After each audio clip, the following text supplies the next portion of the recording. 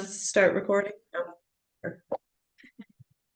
All right. Welcome, everyone. Thank you for coming to our Motherhood and Outdoors virtual happy hour. This is put on by Artemis. And if you don't know Artemis, we are a sportswomen organization who wants to create a community of women hunters and anglers. And then another component of that is we want more voices in conservation.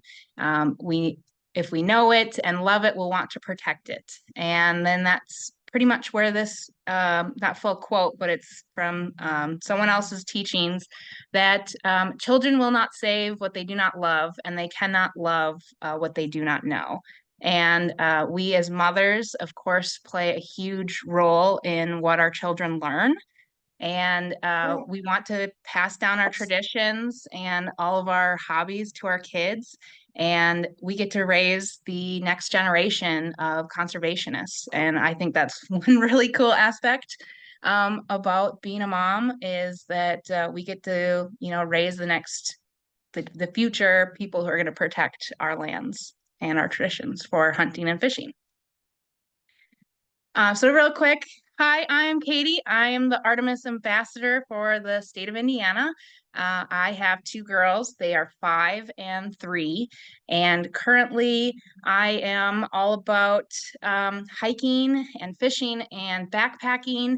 And now that my girls are starting to get a little bit older, we are starting to dabble, get them into a little bit more of hunting activities. I am Paige McMahon. I am the Artemis Ambassador for New Hampshire. I'm also a mother of two, but I have a 3-month-old daughter and a 2-year-old son.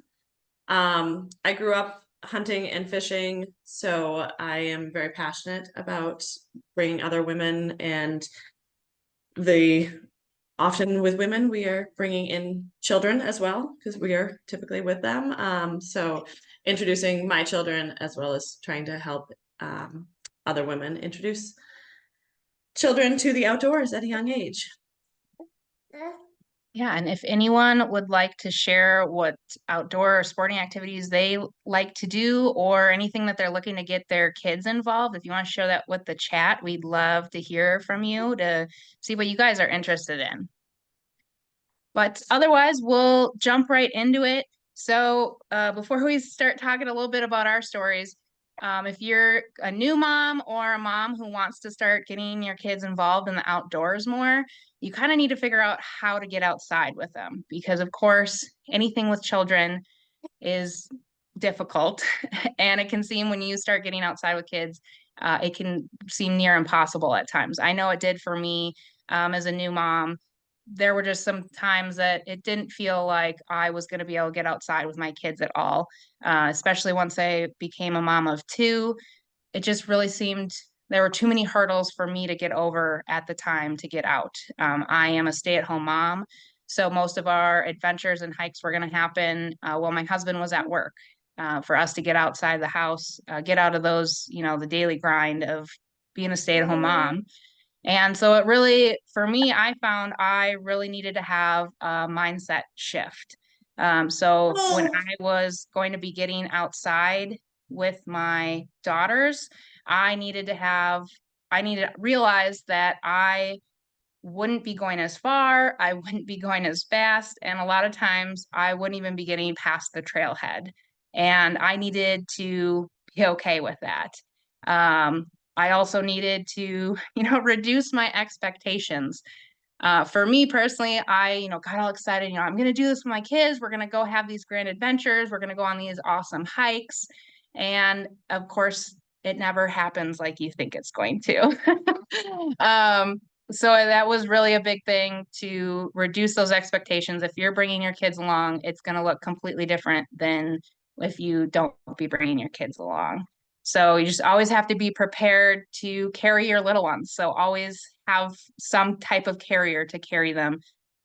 You're going to be packing more gear. Of course, you need snacks for all things.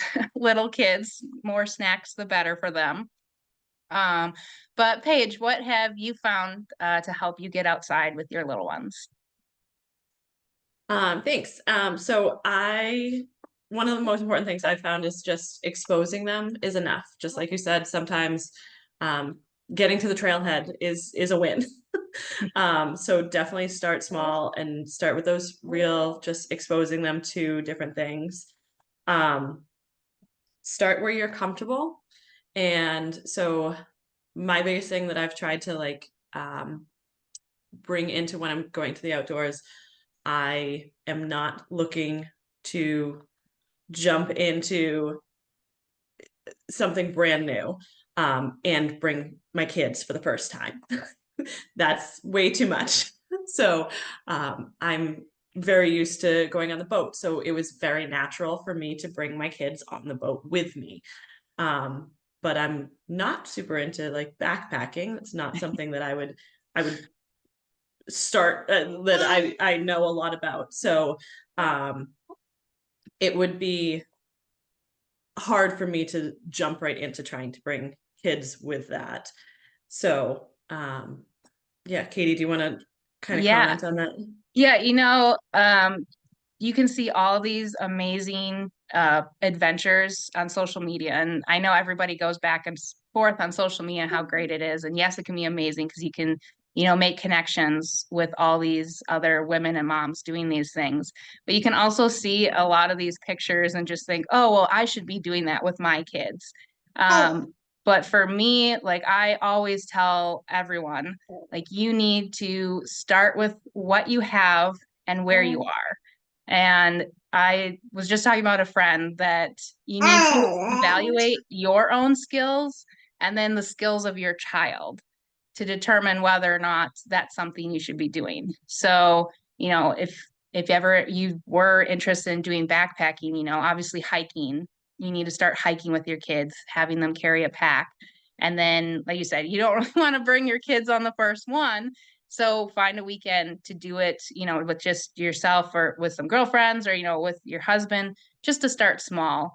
Because I know I am the type of person that just goes for it and sees how it works out in the end, but that's definitely not for everyone, especially when you involve kids, that it can just add a level of stress. And if you want to keep doing these activities with kids, you can't let them see your stress. Like you really need to just keep everything happy.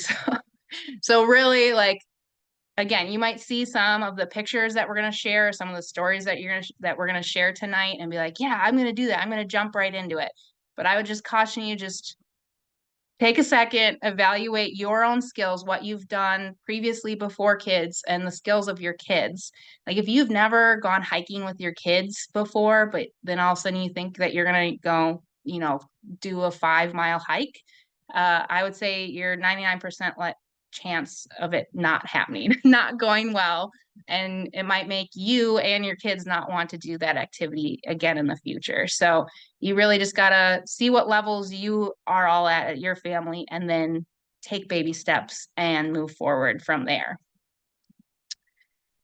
So another great way to get them outside and get them interested in these activities is not waiting for a certain age to get them involved. Like find little ways to involve them and expose them to safe parts early. So of course, some of these things that we do with hunting and fishing do involve a little bit more risk, but what areas can you involve your kids in at the age level that they're currently at? So find ways to just let them play, which, goes with that mindset shift that, if you're going to take your kids bird hunting, you can absolutely let them practice calls.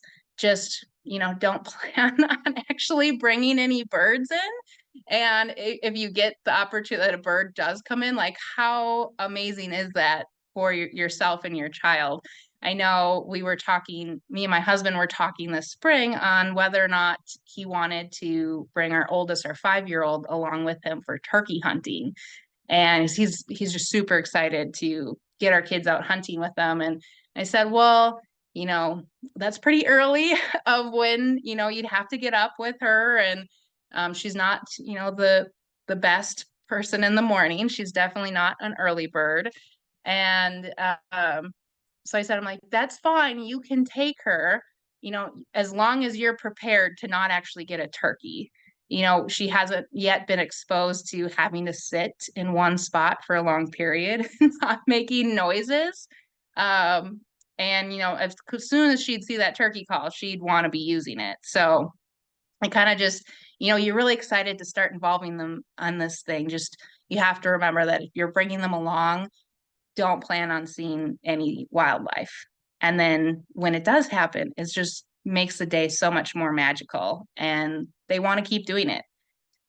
So again, just don't let your kids see your stress and frustration because it's going to happen that you're going to get a little stressed out. I mean, anything with kids is, and the more adventurous you get, the harder things can get, can be. So you just really want to have it be fun for them. So for me, I have the one picture of my daughter with the ice fishing bucket. It probably wasn't the best for the bait fish that, she was digging around in there, but man, did she have fun. And just observing the little bait fish and how they were moving around and how she could catch them and how they felt in her hand. And she just had a really good time observing the fish there.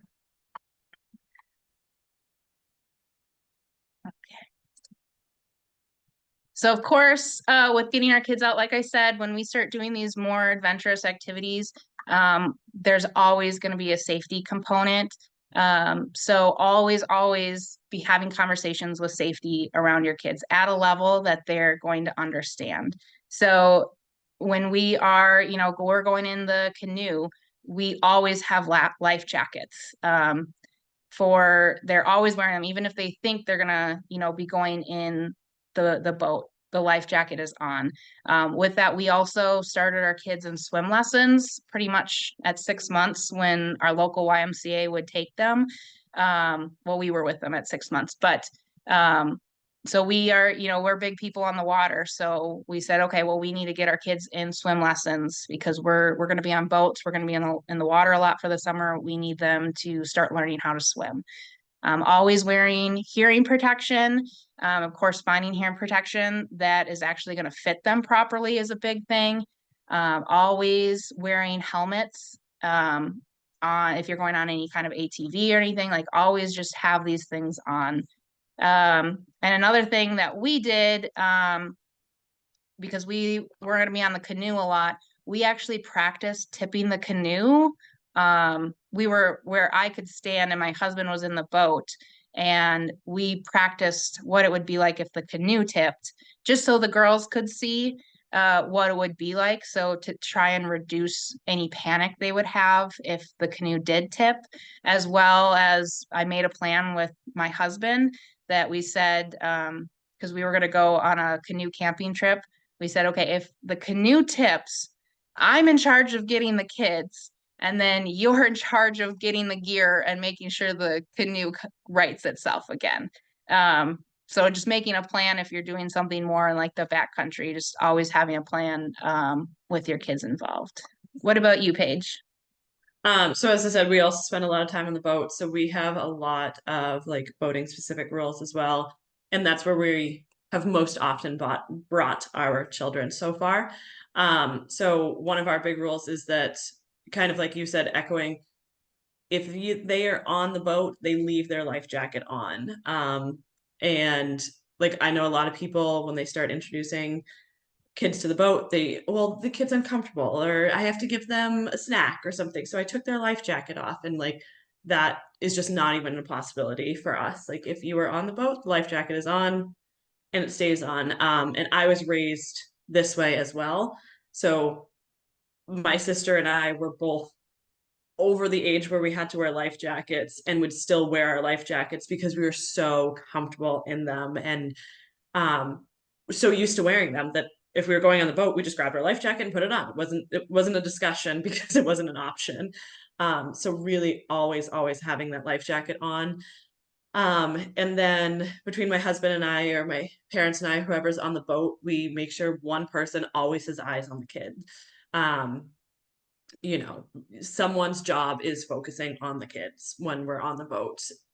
Things happen very quickly and you have to be as prepared as you can for that. So when that comes to fishing, that means that typically only one of us is fishing at a time. So, you know, we take turns, and um, we also have a rule that on when the boats are moving, kids should not be walking. So often we'll like slow down the boat, and then if someone has to move, they can move at that point, just to really try and limit any risk of injury and issues. So Yeah. So I personally think fishing is one of the easiest things to start getting kids involved with.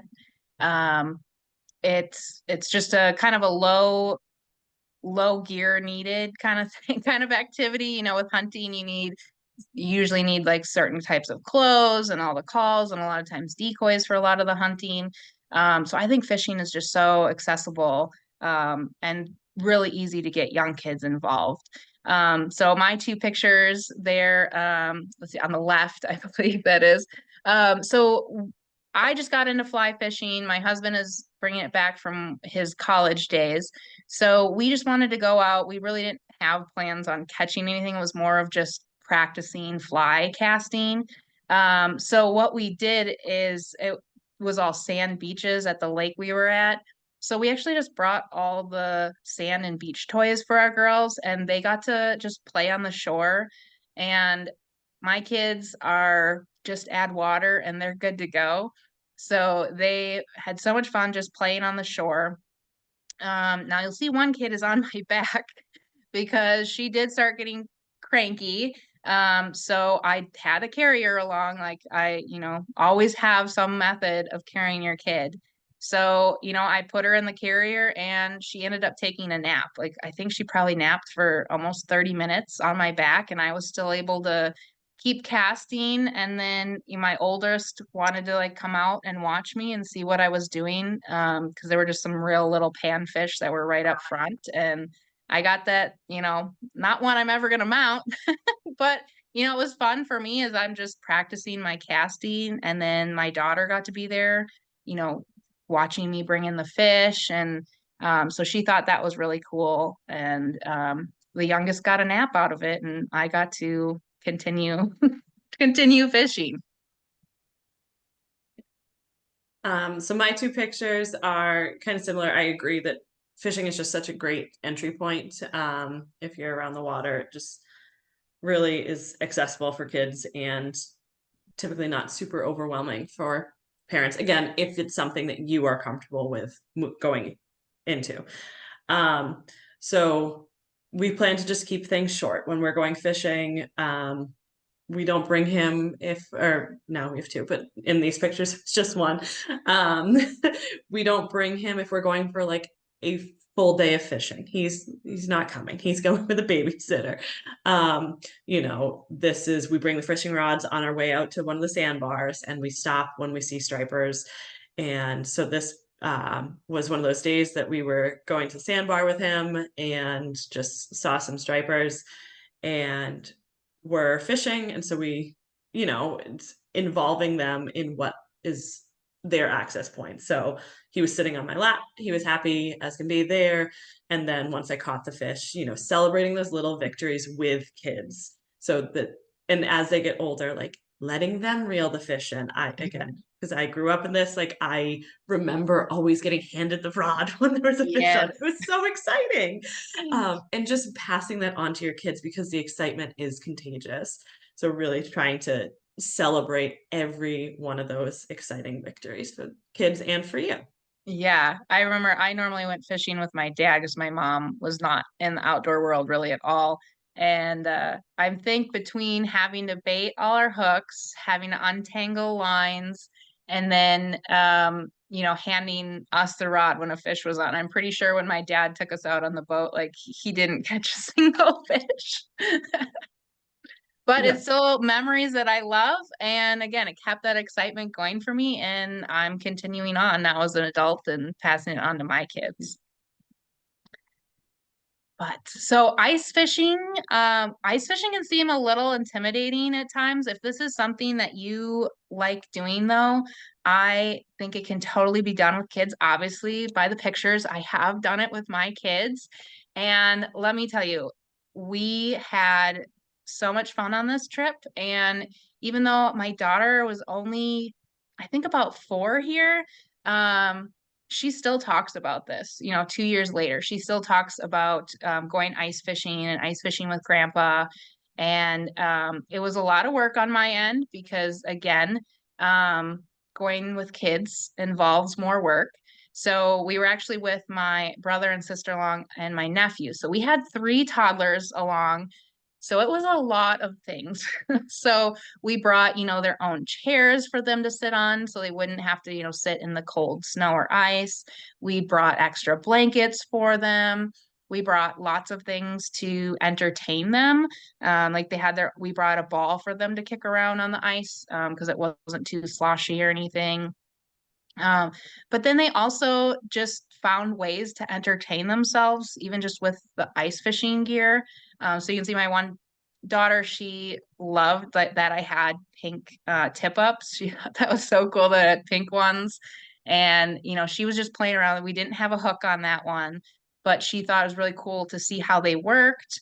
And then, of course, she got a lot of time with grandpa and was able to learn a lot of things from him, just from tying hooks on and how to, hook a bait onto the hook. And the middle picture I just laugh at because all my cousins, they had the big, fancy sleds. And we don't get much ice here in Indiana anymore. So I don't have a ton of dedicated ice fishing equipment. So we just used, our winter sled, and I piled all of our extra stuff on, and with bungee cords I strapped it down. And at the end of the day, my daughter was done. She didn't want to even have to walk out to the car, so I plopped her on the sled. And I'm pretty sure my cousins and uncles were all laughing at me because of how we looked. And when I started pulling her, she kept wanting to fall out of the sled.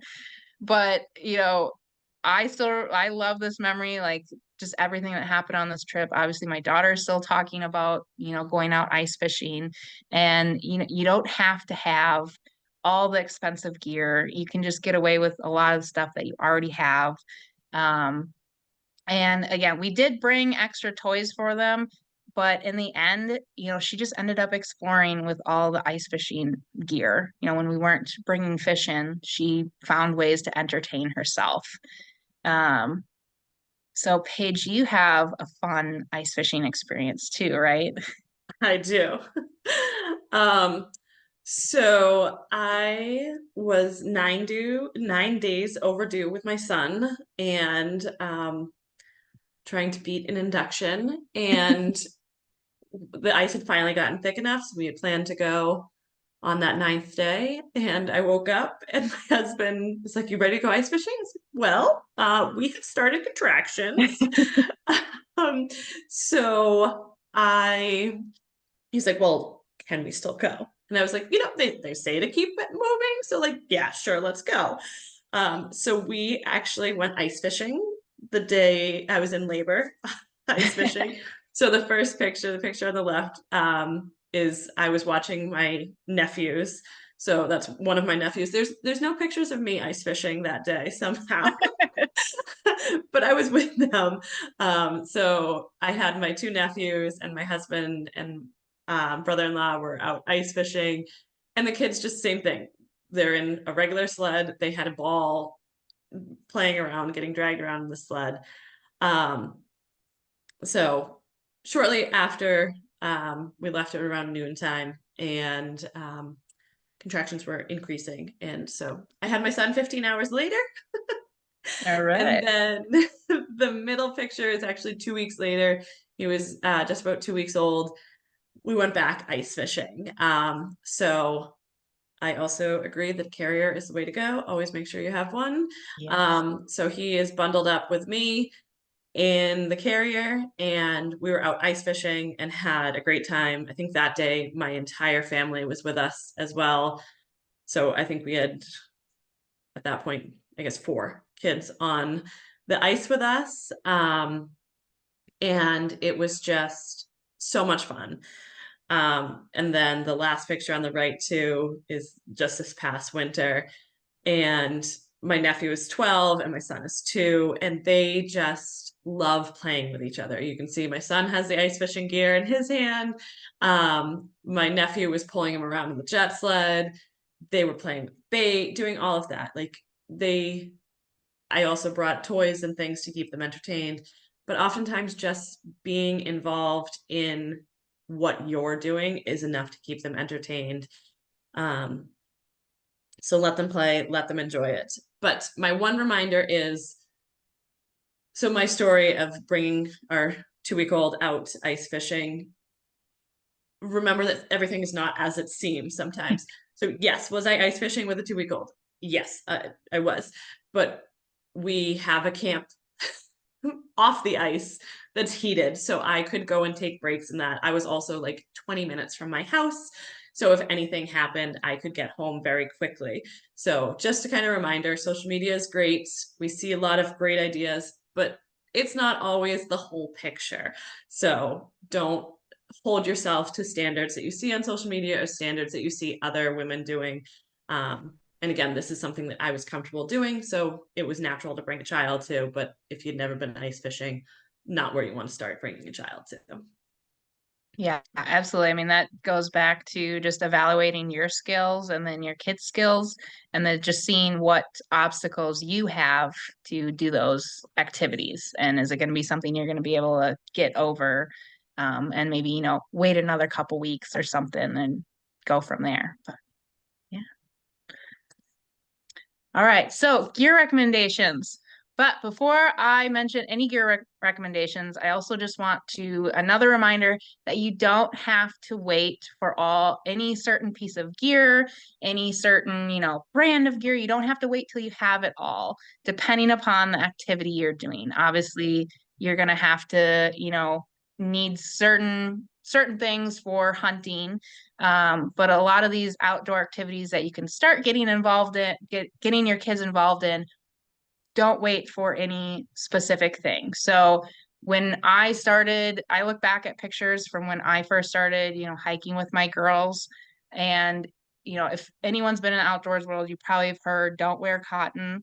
Like, definitely had my kids in cotton in the beginning. Now, we weren't doing any super crazy intense adventures at the time, but just to get involved, it was so nice to just, again, start with where we are with what we have and do those little activities and not get so caught up on specific gear that you need. So for me, what I found has been really helpful. Of course, the carrier, that's a common theme for tonight, is carriers. I've only used the Deuter Kid Comfort, they're structured carriers. If anyone is nearby in REI, you can actually get fit for them and try them and see how they feel. Because even if I say I like the Deuter, it might not work for you because all packs are just so different. So if you are nearby an REI, I highly suggest trying it on. And I'm sure there's other gear outfitter stores out there that let you try on backpacks and stuff. Another carrier I fell in love with is the bottom picture with all of my fly fishing gear on. The carrier I actually have on it's called the Trail Magic Kid Carrier. It hooks right on to any backpack that has shoulder loading straps on it. This was a complete game changer. I don't really necessarily like the phrase game changer, but this was one carrier that was for me personally because it was so easy to get out, and once I had 2 kids, to be able to tandem carry at times, and then like the picture with all my fly fishing gear on when we attempted to go fly fishing. So we weren't really able to take like a more structured type carrier along, and I had my expectations high, unfortunately, for that day. I thought, we could make it happen, and, we're going to be just by the river. The girls would have a lot of fun.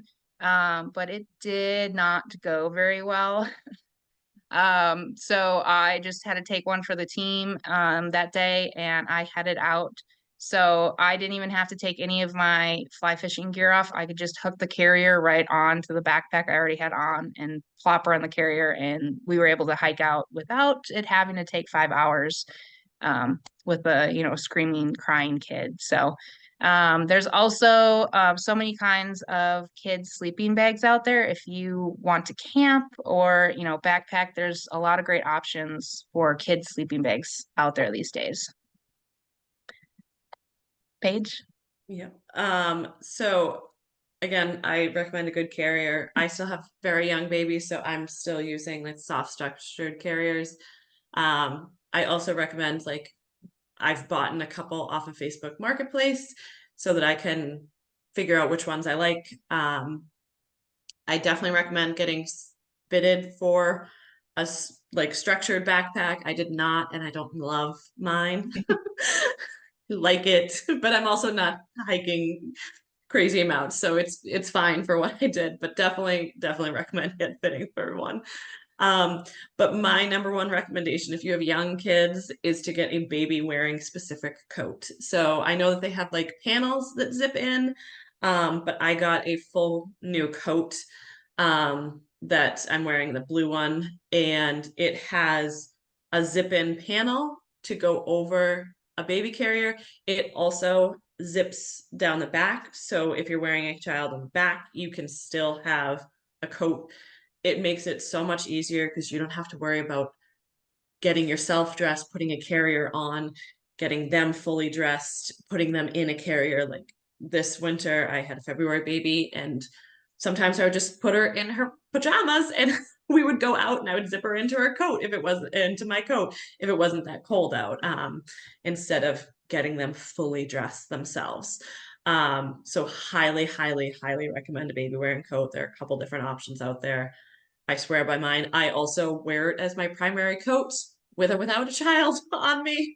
Um, and then the picture of my son, it's actually like hard to see, but one of the kids' fishing rods. It makes them again involved in the activity and passionate about it. I was actually showing these pictures to my husband. My husband's like, he actually looks like he knows how to fish. Yeah, he does. He was really getting it. Like he was already starting to get it at 2, is reeling in the rod by himself. And it's the one that we have just has like plastic fish on it, no hooks, and he just casts and reels it in. That's all he wants. And then he gets to scream that he got a fish every time. You can actually change out the color fish. So right now we have the yellow fish on. So it's yellow fish every single time he reels it in. It's very exciting. And then just snacks, all the snacks. I know it's not gear, but it's my number one recommendation. Bring more snacks. Yes. Yes, always pack more snacks than you think you're going to need. And especially with toddlers, because they're so picky, you'll bring the one snack that they requested all day yesterday, but then today they're going to decide they don't want that snack. So variety of snacks, especially if you're going out for more of a long-term thing and it's not something that you can quickly run back to your house. Like, just bring more options for them, though. Everything will go better. All right, so you're gonna have failures when you do these adventures with kids. So my failure story comes from when we attempted to do a canoe backpacking trip. Now, with failures, there's always going to be lessons to learn. So our lesson was definitely knowing when to quit and when to throw in the towel and say, all right, this isn't going to work for us. This isn't going to happen for us this time. So it was a couple years ago. We wanted to try a canoe camping trip. We were going to go to Voyageurs National Park, and I was able to find a campsite on an island that was only a mile away from the load-in point. And from what I had found, like it just seemed really easy. We didn't really have to worry about, there were still bear boxes there, but we really didn't have to worry about much things because it was just such a small little island. And we felt confident enough in our skills to do this with our 2 kids. The first day we went out there, it was just way too wavy. And we said, that both me and my husband agreed. We said, this is too much waves for us. We do not feel comfortable with this.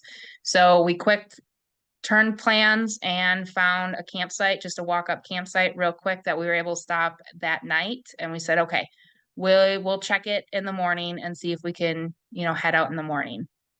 So the next day we went out, we felt that the waves were smaller. We're like, okay, we think this is doable. So we had to go repack everything back into the waterproof, the dry bags. And we came back out, took the canoe out, and just in that time of going back to the campsite and, taking the 20 minutes to pack everything down again, the waves seemed a little bit bigger to us, but we said, okay, we will try this. But what me and my husband did is we picked a point out in the distance and we said, by that point, if either one of us feels uncomfortable that this is no longer safe for us to do, we will turn around. So we agreed, even if, it wasn't one of those things like, no, I feel fine, let's keep going. No, if one of us had bad feelings towards it, we would turn around. And again, we had practiced tipping the canoe previously and, making a plan between my husband and I of what happened, because the more prepared you can be for bad outcomes, the better off you're going to be. So we started going, and for some reason, my older daughter just instantly started freaking out. I have no idea why, because she never started crying and screaming like that before on the canoe. Meanwhile, I had our daughter in front of us. She was already asleep from the waves in the canoe. She was already napping. Um, but it was, just starting to get really difficult. And I just had this over feeling of dread just come over me. And we weren't even to the point where me and my husband said we would agree um, reevaluate. And I just said, no, like, Tyler, we need to stop. We need to turn around now. Um, so we did, we got around. It was a little bit of a juggle to turn around in the waves that were coming at us. So there was a little bit of a scary point in there. But I just was able to feel a little bit more calm in that situation again, because my husband and I had a game plan if the worst should happen. And I have the picture of the hotel room in there because we said, you know what, this isn't in the cards for us this year. Clearly, there's something going on. Like, even though it was only a mile canoe trip for us, it just wasn't going to happen for us. Um, and then when we were at the dock, kind of deciding what we would do next, my husband went and talked to one of the rangers. And of all the blogs I read for, doing canoe camping trips at Voyagers, the ranger told my husband one thing I didn't find in any of my research. He said, yeah, you picked the wrong lake. Like, is the moment there's any kind of wind, this particular lake is choppy. He said you should have put in at the other visitor center because that one's always calm as could be. And I'm like, never read that in any of the blogs about any of the canoe camping trips. And so it was really disappointing because, we spent a lot of money on gear specifically for canoe camping. And, we had to drive from where we live up to Voyagers. Oh, gosh, that's probably close to 10 hours. So this was a big like trip that we were planning on doing. And so it really hurt to call it quits on this trip after everything that happened. But it was just one of those things that you have to be prepared to call it quits, especially with kids that are involved, because again, most of these activities that you're going to be doing, they do involve a little bit more of risk. So you just have to be prepared to quit sooner than if you'd be by yourself without kids. But what about you, Paige? So my two failures kind of go hand in hand. First thing is, and this kind of goes back to the reducing expectations. Sleep is always going to look different when you are outside. So sometimes that means there is no sleep for a child. So as you can see, my son is pressing his little face up against the tent instead of sleeping like he was supposed to be. And they recover. It's okay if they miss a nap. It's okay if they're going to be fine. They'll probably fall asleep on the boat ride in. Just it's going to look different, and that's okay. Try and put them down for a nap. Try and give them sleep. Give them the opportunity to sleep if you can. If not, life will go on. My other failure also involves this little tent. You got to watch out for the wind. It can get you. We might have seen this tent tumbleweeding down the beach with my son inside of it. We got to him very quickly and he was fine. He's no big deal, but definitely always watch out for the wind. Oftentimes we're so focused on the temperature and if it's sunny and stuff like that when we're trying to take kids out that we forget about wind. So, wind can be killer in many different ways. So definitely take Yeah. that into account. Yeah, wind can pop up. I mean, you can feel a gentle breeze constantly, but those gusts can come out of nowhere. I know just a couple weekends ago, we canceled a backpacking trip because winds were forecasted to be 20 to 30-mile-an-hour winds with gusts even higher. And we were going to be in the woods the entire time. And we said, you know what? This isn't a risk that we want to take. Who knows what a gust could have come in it. If it could have gotten worse, we're, in the woods where we put it, probably would have had spotty cell service to, be able to check the weather. And it's like, it's just not something we want to deal with. So, everybody's going to have different level of risks, but yeah, wind is definitely something you got to watch out for. That's actually probably one thing that I don't enjoy going outside for if there's a lot of wind. There's just something about wind that really bothers me. Like I'll go out in the rain and stuff, but wind, I just don't like them. But we can't talk about failures and not throw in some success stories because, as hard as it is going with kids and it can seem like there's failure after failure, there will be success stories. So one of my more recent success stories is we went shed hunting with our girls. We checked our expectations before we went. My husband was kind of had his hopes up. I'm like, no, like we're not going to find anything. It was going to be a beautiful day. I said, this is just us going for a hike through the woods on a beautiful day. Who doesn't want to, I mean, that's kind of what our family loves to do, is go hike. And it was just wonderful. Our girls were really into looking for it, and my husband got his dose of teaching them about hunting to, teach them about the deer signs and how to track for deer. They also got really excited to pick up trash. Like we actually found 2 balloons, and a variety of other trash here and there. So they got excited to, pick up anything we found along the way. And we were ending out. It was about time to, get back to the car for lunch because you always want to make sure you're back before they get hangry. Not while you still have to hike a mile out. So we were like, okay, we need to start. It's almost lunchtime. We need to start hiking out now at this point. And my husband had lost his orange hat. And so we were going to go back just the easy way. There was just like a logging road, like old service road. We were just going to take the easy way out, but he lost his hat. So we kind of had to backtrack a little bit for him to grab his hat. And we were sitting in a clearing area just discussing like, okay, should we take the easy way or do we want to split up? Do we want to keep looking for sheds? And we don't know if it was the dog, because our dog isn't like officially trained for shed hunting. He's kind of more of a hobby shed hunter, if you will. But he was sniffing at something by my husband's feet. So my husband looked down and realized this giant shed was right at his feet. So here because we had already walked through that area. So here we had completely missed it the first time around. And just because he lost his hat and we were reevaluating how we were going to get back to the car, we ended up finding this deer shed. And we actually keep it next to the computer because like this is a pretty big one, at least like for here in Indiana for public land where I'm in Northwest Indiana. Like this is pretty big for public land in Northwest Indiana. So the fact that we found it and, it didn't have any bite marks from any rodents or anything yet, like that was really cool. My girls were so excited about it. My husband was, of course, stoke level, like all the way up.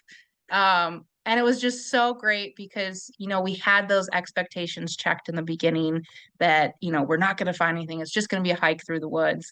So then finding that was just so amazing. And that's another story that, my girls keep talking about.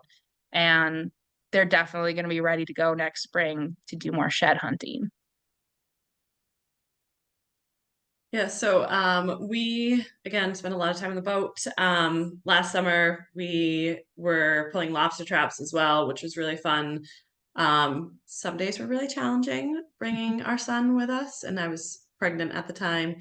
But this particular day, it was just one of those great days. It was calm out in the ocean. We caught some huge lobsters, and we just had a great day. Our son was happy. I was able to pull some as he was helping us, and the dog was also with us and behaved as well, which is always miracles when everything aligned.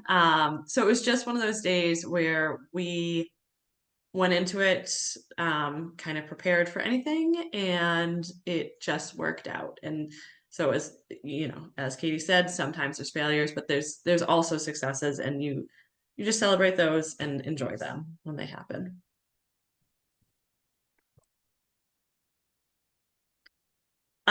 So Nikki, I know you had kind of asked about teenagers, so I'm going to kind of go through my story of how I grew up in the hunting world, and what that looked like in all of the stages of my life.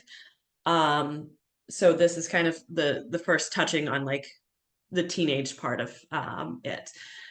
So my dad has duck hunted or started duck hunting when he started having kids. And so the first picture of me in the pink coat is I used to ask my mom to drive me down to the boat ramps and meet my dad when he came in from the boat so that I could be there and see what they got and unload. And, it was just such an exciting part of the winter for us. Is like, I remember sitting by the door waiting for when we were supposed to be. Of course, there was no cell phones. So just waiting for the time when he was supposed to be back and go drive down to the ramps. And this is how I started to learn to love birds. At the same time, I have very, very distinct memories of when we would get back from the ramp. One of the parts that I could be involved in that was safe is cleaning the gun. So I can't tell you the amount of time that I spent cleaning my dad's shotgun with him. Um, I used to joke up until I was like 16 and really had to start cleaning my own gun that I loved cleaning shotguns, and that was my favorite part of a hunt, which I know is not common, but because I had spent so much time with my dad and it was a part of the process that I hung on to that and still don't mind cleaning guns. It's not my favorite, but I don't mind it. Um, so then as I started to be able to go hunting, my dad always made sure it was a warmer day if he was bringing me at a young age. So the picture of me holding the gun, I was around 6 at this time. I was obviously not hunting. I'm just learning how to handle a gun. As you can see, it's unloaded, but you're in that process of learning. And my dad was very big of, if we expressed an interest, we were able to go. So I was expressing interest, I was able to go, but he made it so that it was enjoyable for me. So I didn't go on the cold, rainy days or snowy days at first when I was that young, because you just can't keep yourself warm. And then the next picture of my dad and I, that was actually the first bird that I was there for that my dad killed. And I could tell you just about every detail of that hunt to this day. And, you know, my dad was very good at meeting where we were at and saying, one of my dad's sayings that he has passed on to myself and many other people as they try and take their kids into the outdoors is leave when kids are happy. Don't wait until the meltdown. So, you know, sometimes that meant that we were leaving in the middle of good duck hunting. And that was okay. And because of that, I am still hunting myself and enjoying it and trying to pass it on to my children as well. So just, and so I guess the next picture, again, my dad meeting me where I was at, I went through a phase where I refused to touch the birds. I don't know what it was. It was just, it went through a phase. And so you can see where I'm in the red shirt. I have gloves on inside. Did not need gloves. I would not touch the bird. So I had to put gloves on to touch the bird. And that was not a problem. Like, it was fine. That was actually the first bird that I shot myself. I had no problem. I don't remember if I cleaned it myself or not. I missed that detail, but you know, I know that there was probably a year or two where I wouldn't touch the birds with bare hands. And that was never something that I was made fun of for or joked about. It was just fine. And I think that's super important of just accepting. And, you know, oftentimes it's a phase. So to go through it. And then be ready for the hard days. The bottom picture, I just had to include this, is my dad, we were out hunting. I had my first dog that I had trained myself on her first hunt. I shot this bird. I was so excited. It fell into the middle of a muddy creek.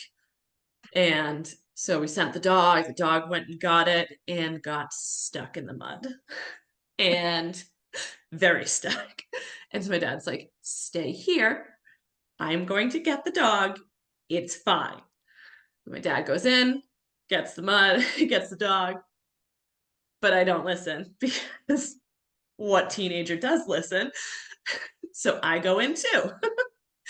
And so when I tell you I've never been so stuck in mud, I was thigh high in mud.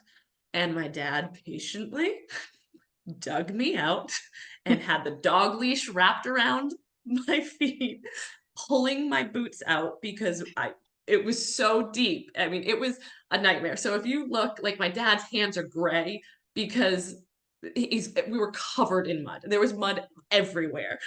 And because of that, because I didn't listen, the dog, the brand new trained dog, was left alone with a bird for half an hour while my dad dug me out. Oh, sorry. As he dug me out of the mud.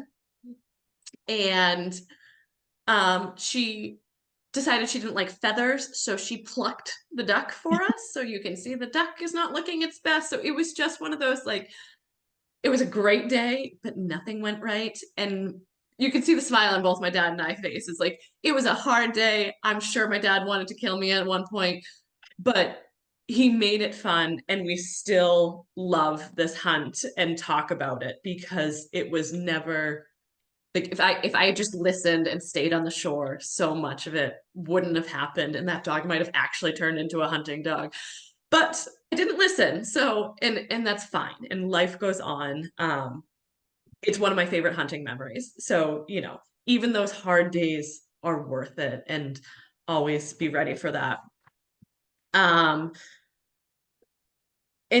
I just want to stress, I know that when we're in it, it's hard to get them out, but so many of these days, just like Katie's talking about, that, you know, these are the days that her kids talk about most. These are the memories that are most vivid for me, is out on the boat, out hunting. This is what sticks. You know, and even when it's hard, try and push through to get to it, because it is worth it, and it instills a love long past childhood oftentimes. Absolutely. Yeah.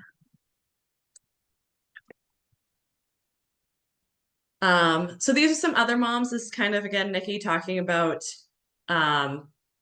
Nikki, I know you came on a little late, so I'm going to kind of talk directly to you because I know you asked a question about like taking teenagers hunting. So Katie and I both have younger kids, but my nephew, who's the little boy in all the pictures, is 12 now, and so he's not quite a teenager yet, but he's been through the progression. And most of these pictures, I was with them hunting too. I spend a lot of time with my extended family, and so I've kind of watched that progression. And so he is now at the age where we're in Massachusetts, or they're in Massachusetts. Um, so he can now hunt this upcoming season, and he's been to a couple of other states where he can hunt at a younger age. Um, so I'm just going to point out a couple different things. First of all, like Katie had said earlier, don't worry about getting the fancy gear for kids. This, sorry. Um, Oftentimes he is hunted in, just a warm coat. It doesn't have to be camo. Now that he's as involved in it as he is, he has the camo gear and all of it, and it's fun. But don't worry about that. Just really try to get them out, and when they ask, go, and always invite. And that was something that my dad kind of did too. It was, if we expressed an interest, he made sure we were going, but if we didn't, he would still invite us to come. And there was no expectation of us to say yes or no. It was whatever the answer was would change his plans, I'm sure. Now as a parent, I know that greatly changed his plans. But ask and invite, and if you do it enough, they will say yes. My sister was not huge into hunting. But she would go every now and then. And so my dad would just ask, and when she would come, she would come. And if not, it was just my brother and I. So there are other moms at all different stages, and social media is so tough. I know we've talked about it a couple different ways, because you see moms at all different stages of, taking their kids out hunting or out into the outdoors, and um, it's just important to meet them where they're at and go when you can. Yeah, absolutely. Like it can seem hard initially to find a community and to find other moms out there who are doing that to, get that support. That's kind of one space that, Artemis comes into. Right now, we don't have events where kids can come along right now, mostly just for legal reasons. But it, starts building you that community of other women, and, some you're probably going to come across a mom on some stage, some chapter of her motherhood journey. And you might find some that you can give advice to, and some that you can get advice from as well. So if you're looking to find a community of more women, definitely look into Artemis, and to find your local ambassador, see what events that you might have in your area to start building out your own community. But we are all done. We're just past our hour mark.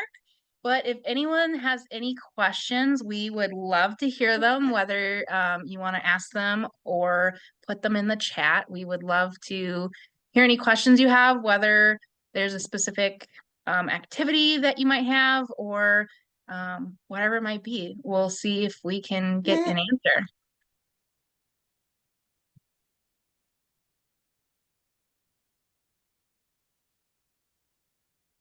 I know earlier in the week, I had a friend ask me she's got two little ones now, about your kids' ages, Paige. And her question was mostly focused on like safety around water, as far as how do you manage kids around the water. I know we talked about it a little bit when we mentioned fishing. And I mean, for me, it was, getting my kids in swim lessons. So like my 5-year-old can basically swim by herself now at this point. And if you're shore fishing, can you bring like the beach toys like I did that one day to keep them active? Or the life jackets. I know Paige, you talked a little bit about the kind of rules and things that you have when you're out on the boat with your kids. Um, so yeah, it's just kind of setting those expectations and um, if you're with your partner or whoever might be with you, are you one of you's watching the kids at all time and one of you probably won't be able to fish the whole entire time or if you are going by yourself, like I've gone out a couple times just shore fishing by myself and I only bring one rod. I don't even bring the kids little toy rods because by myself that would be too much for me to manage. So I bring one rod and it's usually mine, and then again it's if I get a fish, I call one of the girls over and they help me reel it in. So, kind of know what you can do if you're by yourself, or depending upon how much support you have in the activity of kind of knowing how much you can bring and handle by yourself. Um, Sorry, Katie, love that. Brianne had just asked, do you get good hiking shoes for the kids? And then before you answer that, so I'm going to give you a second to think about that, Nikki. Yeah, we are all trying to figure this out, and I often talk about I have such respect for um adult onset hunters because I have a community that I can fall back on at a moment's notice and support, and I can't imagine the struggle of trying to build that as an adult, especially trying to navigate motherhood through that. So like props to you. You are doing great. Don't beat yourself up. And just I say like invite your kids when you can, and see if they start to show interest, and really you kind of missed this, so we started at the beginning, but really start small. So like even if that's just going out for a walk after dinner, like on the road, start as small as you're comfortable and they're comfortable to build into bigger events. And if you don't have a community, again, Artemis is there to help build a community, but there's so many organizations. I feel like every so what is it, the National Deer Association, like they have events. I just saw one in Michigan. They had it was through the National Wild Turkey Federation. They had a women's turkey hunt. There's just a lot of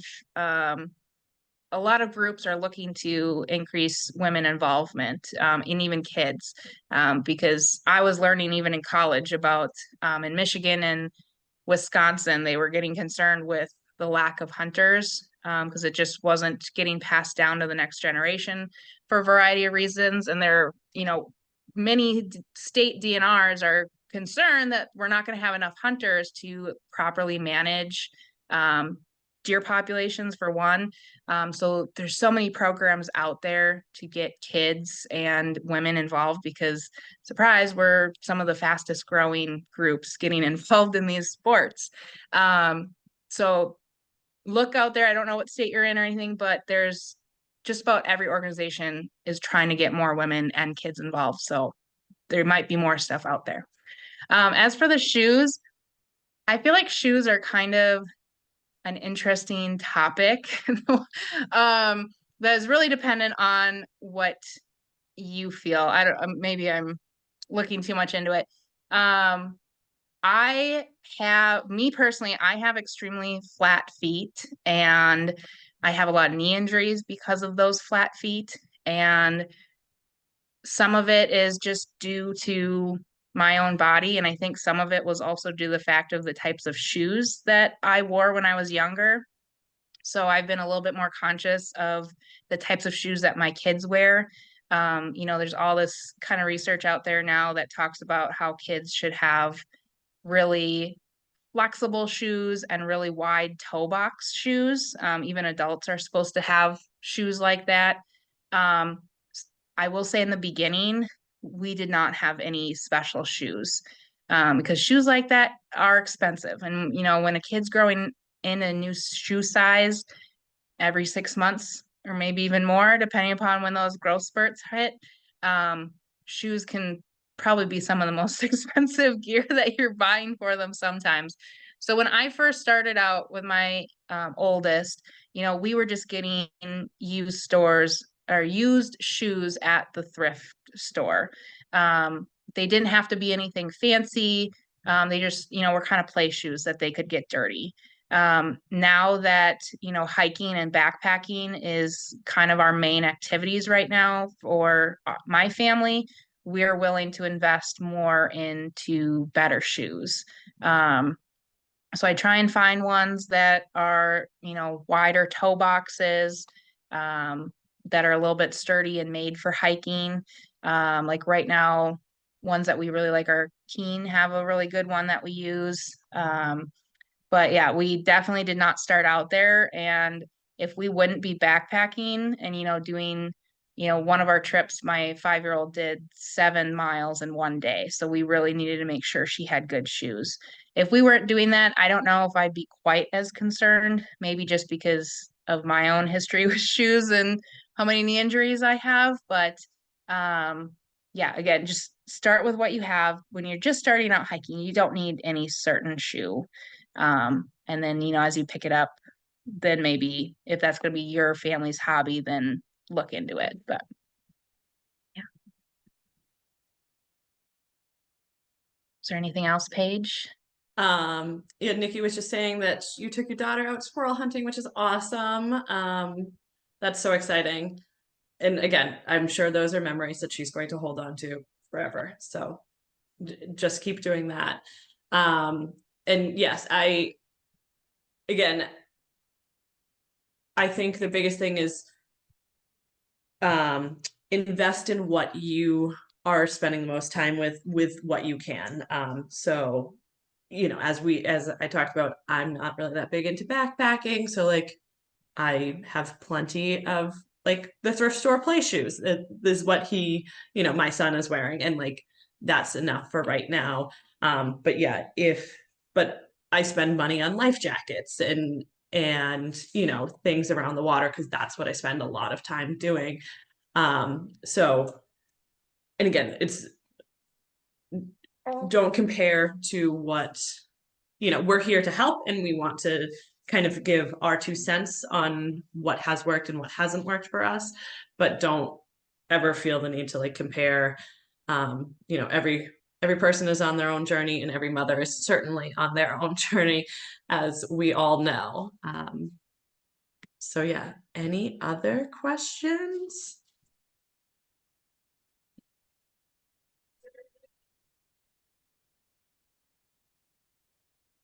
All right. I'm going to just go back to our intro. So if you are looking, my Instagram and Paige's Instagram are down there. If you are again looking for any more community, I think most states have their own Artemis Facebook group that you can always look to joining those to finding more events.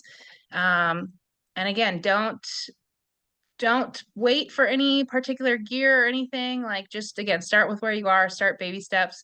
I have a friend who I'm starting to get her, she wanted to get into backpacking, so I was taking her into like on a couple trips, and she started buying all the new gear and brand new stuff, like really expensive stuff. And I said, well, hold up, you don't even know if you like this activity yet.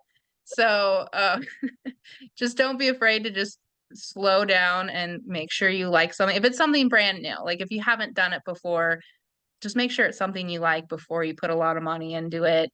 And if you have been doing it before kids, just start slow and reduce those expectations. And, I always say, start with baby steps, start little where you are now, and then watch those adventures grow along with your kids. And it will make memories for you and your kids along the way. Definitely. Definitely. Yeah. I agree. Start small. Do, just enjoy it too. If it's something that you're enjoying, your kids are going to naturally be enjoying it as well.